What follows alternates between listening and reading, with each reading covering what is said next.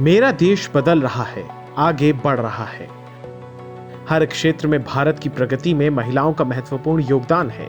आर्थिक सर्वेक्षण 2024-25 के अनुसार FLFPR दर 2017-18 में 23.3% से बढ़कर 2023-24 में 41.7% हो गई है।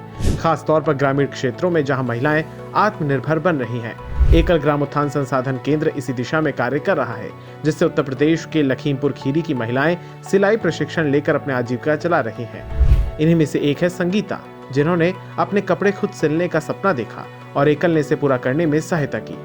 संगीता बताती हैं कि नेपाल से भी उन्हें सिलाई के ऑर्डर मिलते हैं, जहां उनकी सहेलियां भी उन्हीं से कपड़े सिलवाने आती हैं। लखीमपुर में WEC सेंटर में मैं सिलाई कटाई सीख रही थी। सन 2023 में सिलाई सीखने के बाद मैं अपने गांव में ही रहकर अपनी सिलाई कटाई का काम करने लगी और वह यहीं रहकर मैं महीने में 4-5 हज़ार रुपये कमा लेती हूं और अपने घर के भी कपड़े मैं ही सिलती हूं। मेरे गांव के कुछ दूर बाद नेपाल पड़ता है, जहां मेरी सहेलियां रहती हैं।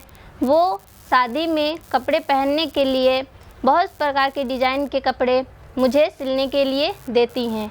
उनके कपड़े भिन्न प्रकार के हैं, जो ये ब्लाउज है, इसका ये आगे का हिस्सा है और ये पीछे का हिस्सा है।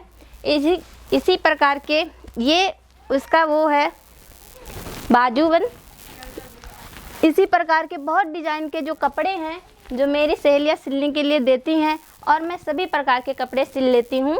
नेपाल के पास में बहुत सारे लोग मेरे पास यहाँ कपड़े डालने के लिए आते हैं।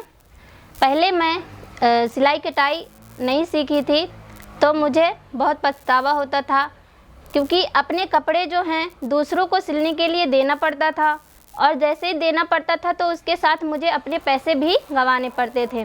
जब मैं सिलाई कटाई सीख चुकी हूँ तो खुद के कपड़े तो सिलती ही हूँ, साथ में अपने घर वालों के भी कपड़े सिलती हूँ, जिससे कि मेरे घर के पैसे बाहर ना जा सकें और अपना रोजगार चलाती रहती हूँ।